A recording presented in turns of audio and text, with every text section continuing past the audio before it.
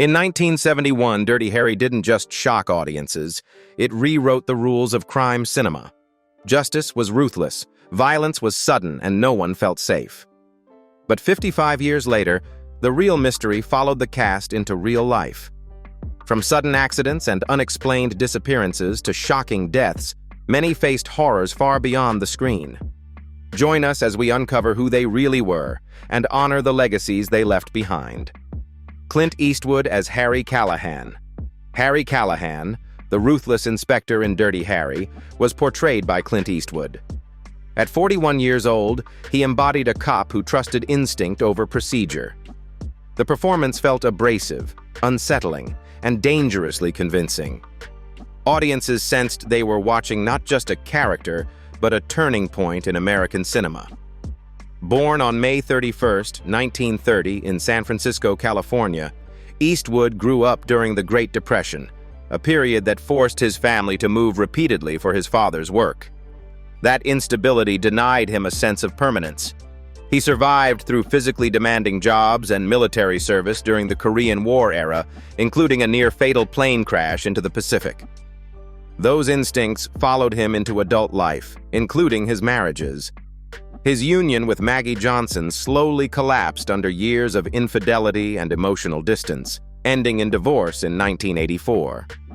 A second marriage to Dina Ruiz also ended in separation in 2014, reinforcing a pattern of intimacy strained by independence and secrecy. Fatherhood came in complex circumstances, leaving a hard emotional weight. As the years advanced, Eastwood confronted age and physical limits, including heart-related health concerns that he managed quietly, without spectacle.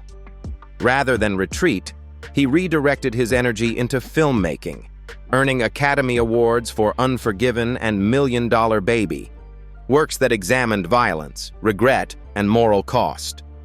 Later films, such as Gran Torino, reflected an aging man confronting consequences he once ignored. The shift from enforcer to examiner felt deliberate, almost confessional. Today, Clint Eastwood is 96 years old, still alive, and selectively involved in film development and production.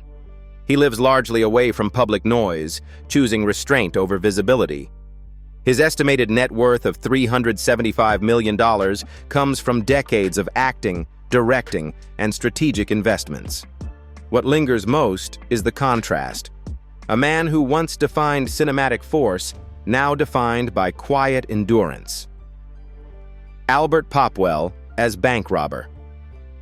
The bank robber, the wounded man pinned to the floor in Dirty Harry, was portrayed by Albert Popwell. At 45 years old, he stood opposite Eastwood in a moment that would echo through film history. He spoke no iconic line, yet his presence anchored one of the most quoted scenes in cinema. Born on July 15, 1926 in New York City, Popwell was raised in Harlem by parents of South American and West Indian background. His early years demanded discipline, leading him first to professional dance and then to Broadway while still a teenager. The transition from stage to screen brought opportunity, but rarely security. Work arrived steadily, recognition did not. As adulthood unfolded, Popwell's life narrowed around labor and resilience rather than comfort. Personal stability remained fragile, and his physical health gradually declined, especially his heart. The strain accumulated quietly while he continued working across film and television, often cast in roles that ended in violence or defeat. Over time, the body paid the price for decades of persistence. Popwell's later years were marked by serious cardiac problems, limiting his ability to work and exhausting his strength. Even so, his screen history included lasting impressions in Cleopatra Jones and Magnum Force, performances remembered more vividly than the man behind them. Respect followed him. Fame never caught up. Finally, Albert Popwell died at 72 years old on April 9, 1999, from complications following open-heart surgery, passing away quietly in Los Angeles. There were no major public memorials and no widely noted burial site. His estimated net worth of about $1 million reflected a lifetime of steady work rather than reward. John Mitchum as Frank DeGiorgio. Frank DeGiorgio, the steady, plain-spoken inspector in Dirty Harry, was portrayed by John Mitchum. At 52 years old, he grounded the film with a sense of lived-in realism. He wasn't the loudest presence on screen, but he felt real in a world turning brutal. Born on September 6, 1919 in Bridgeport, Connecticut, Mitchum entered life already marked by loss. His father died in a railroad accident 7 months before he was born. Raised by a struggling mother alongside his brother Robert, he grew up poor, surrounded by grief and responsibility far beyond his age. Survival came before dreams, and adulthood arrived early. That weight never fully left him.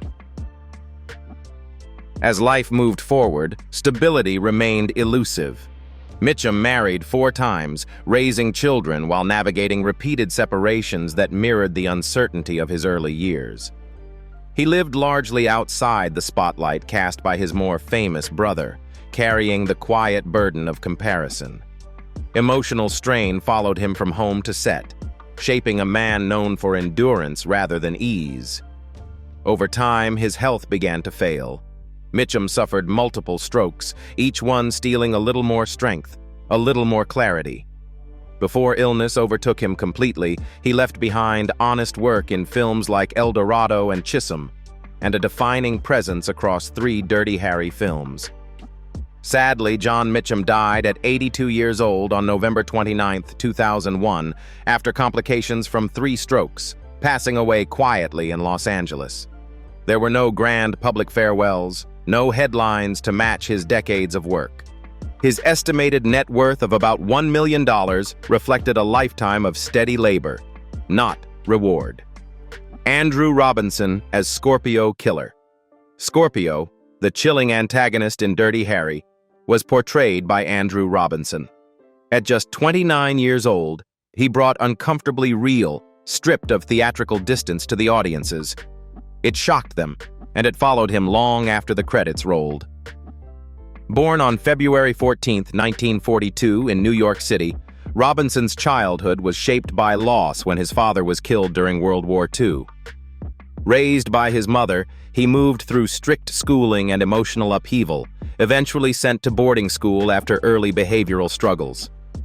Education became both refuge and rebellion, leading him through literature, theater, and eventually formal training in London. Acting was not an escape. It was a discipline earned through friction. Marriage brought steadiness where early life lacked it. Robinson married Irene Robinson in 1970, building a family that grounded him even as his career veered into darkness. The role of Scorpio proved costly.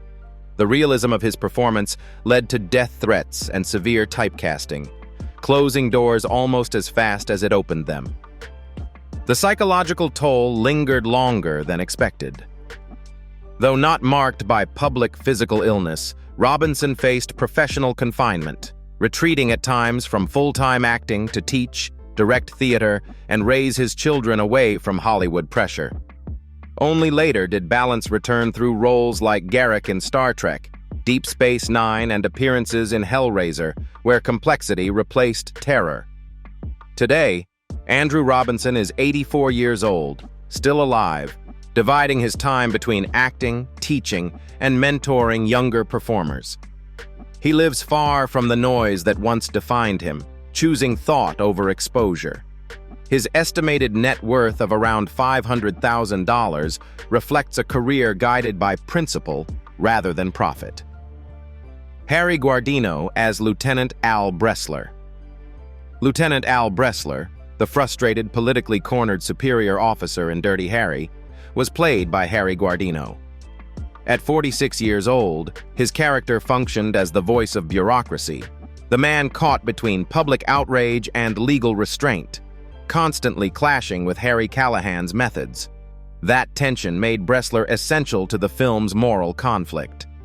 Born on December 23, 1925 on the Lower East Side of Manhattan, Guardino grew up amid poverty before his family relocated to Brooklyn. He left school early to help support his household, taking odd jobs long before adulthood was supposed to arrive. World War II interrupted what little stability he had, sending him into service with the U.S. Navy. By the time he returned, discipline and fatigue had already shaped him more than youth ever could. Marriage brought neither permanence nor relief.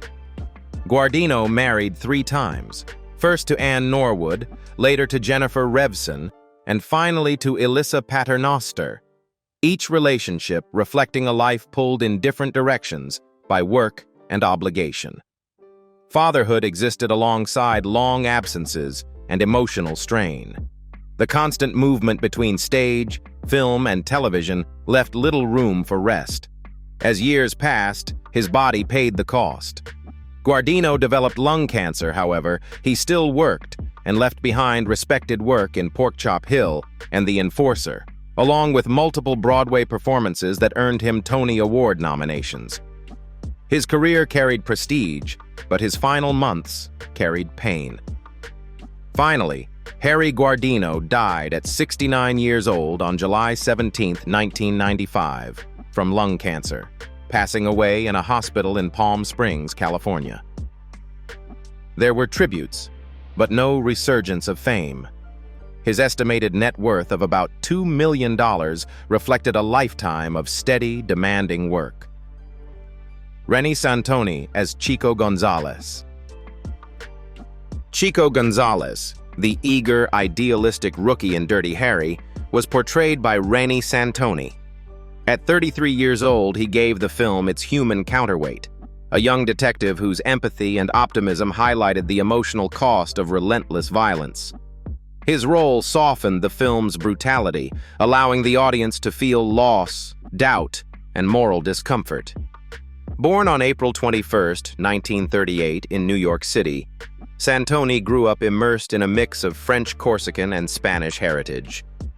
He found expression early through writing and comedy, using humor as a way to navigate uncertainty. Theater came before film, and creativity became his refuge. His path into acting was earned slowly, through persistence rather than opportunity. Personal life offered connection, but not protection from struggle. Santoni became a father to his son Nick, and maintained long-term relationships without lasting stability. He was known among peers for warmth and humor off-screen, even while repeatedly cast as cops, criminals, or authority figures. That contrast followed him quietly for decades. In later years, health issues began to dominate. Santoni battled throat and lung cancer, illnesses that weakened him steadily and forced withdrawal from the profession. Before sickness silenced him, audiences remembered him vividly in Bad Boys, Cobra, and later as Poppy in Seinfeld. Laughter came back just as time was running out. Finally, Reni Santoni died at 82 years old on August 1, 2020, from complications related to throat and lung cancer, passing away in hospice care in Los Angeles.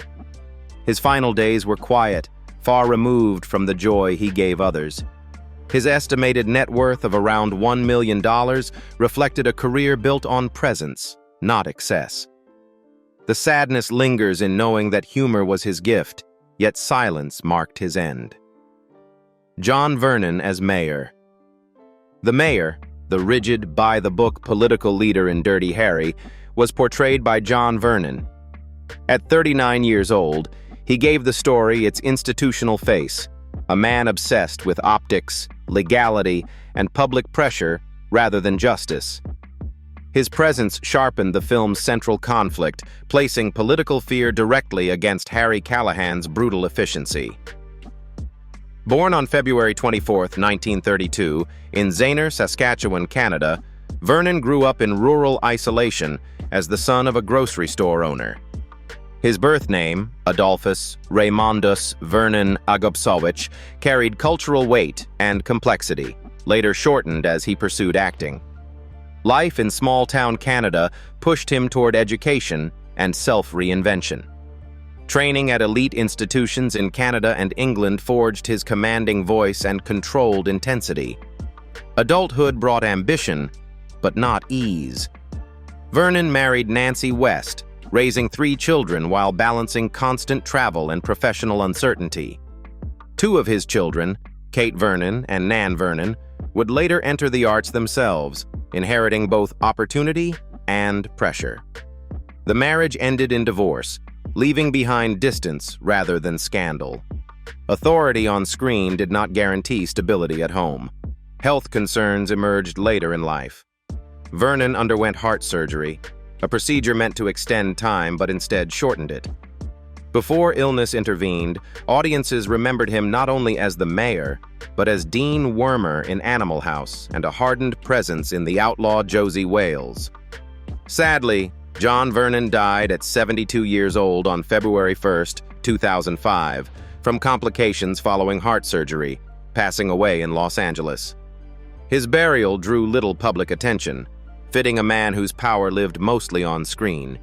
His estimated net worth of about $2 million reflected decades of steady work rather than stardom. The sadness lingers in how a man who embodied authority exited the world quietly. John Larch as Chief. The Chief, the weary, unyielding police authority in Dirty Harry, was portrayed by John Larch. At 57 years old, he embodied institutional fatigue, a man hardened by years of compromise and command. His character framed Harry Callahan as both necessary and dangerous, forcing the audience to question where responsibility truly lies. The Chief's gravity anchored the film's ethical weight. Born on October 4, 1914, in Salem, Massachusetts, Larch grew up in a working-class Jewish family shaped by immigrant struggle.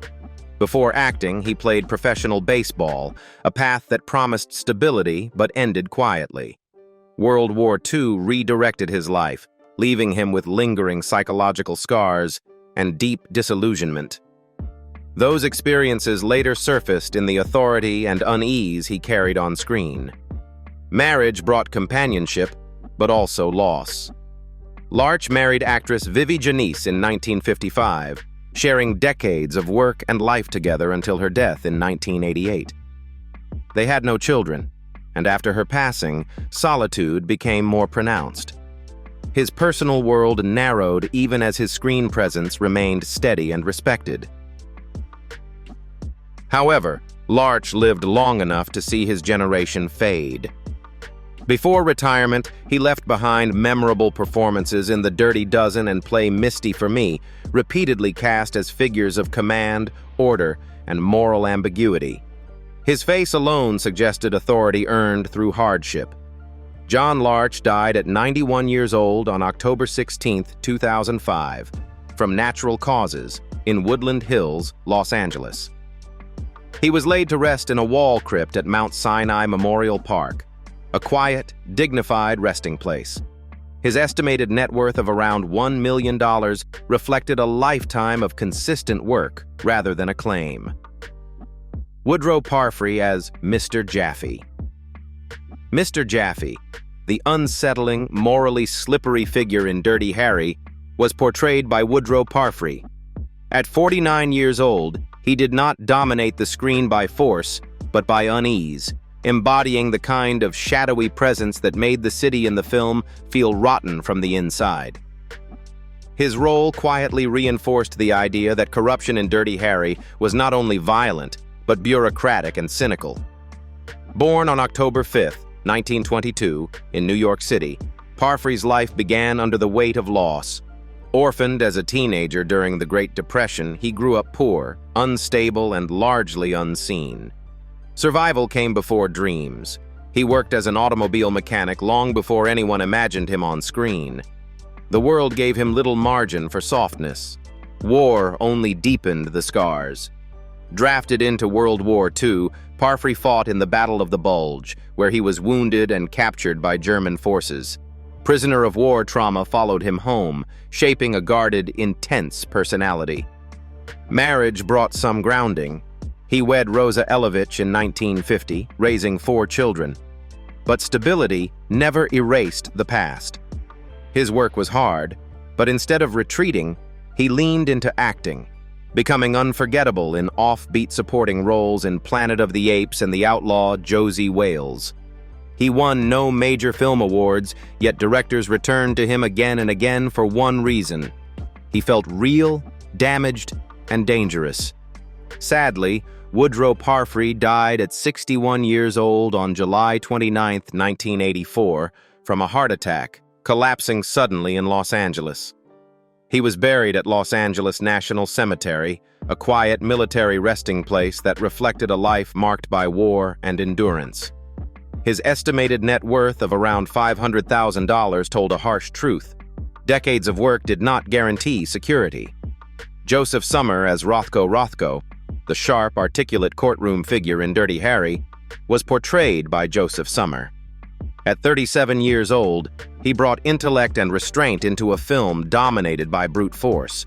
His character stood as a reminder that violence was only one side of justice, and words could be just as dangerous. Born on June 26, 1934 in Greifswald, Germany, Sommer's early life was shaped by fear and displacement. His family fled Nazi Germany in 1938, emigrating to the United States when he was still a child. He grew up in North Carolina, carrying the quiet burden of exile and survival. Belonging was never assumed. It had to be earned.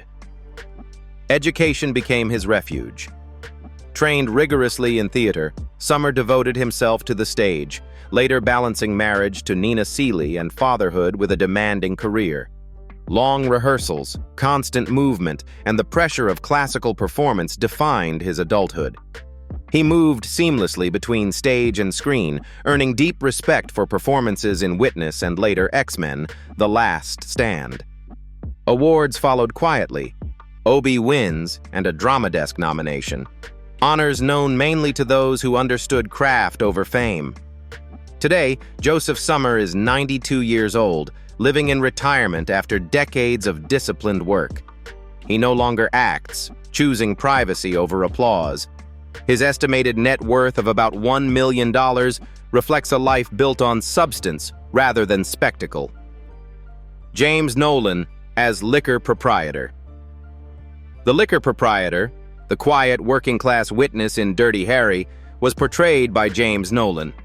At 56 years old, he embodied the ordinary citizen caught in extraordinary violence, a man whose brief presence grounded the film in everyday fear. His role did not drive the plot forward with power, but with vulnerability.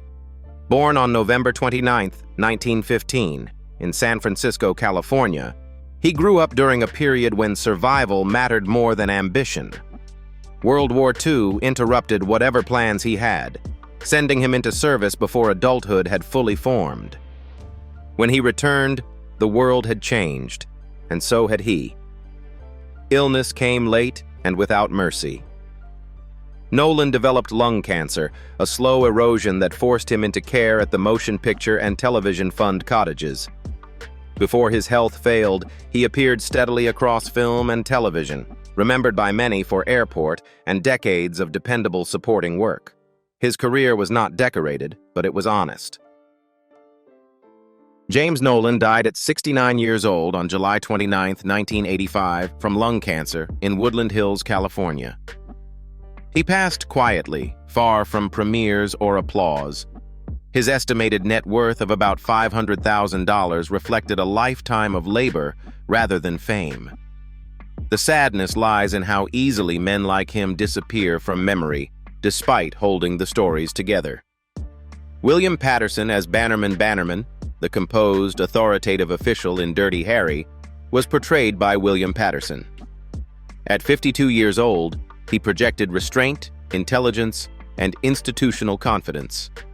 His character reinforced the rigid structures surrounding Harry Callahan, reminding viewers that power often wears a calm face.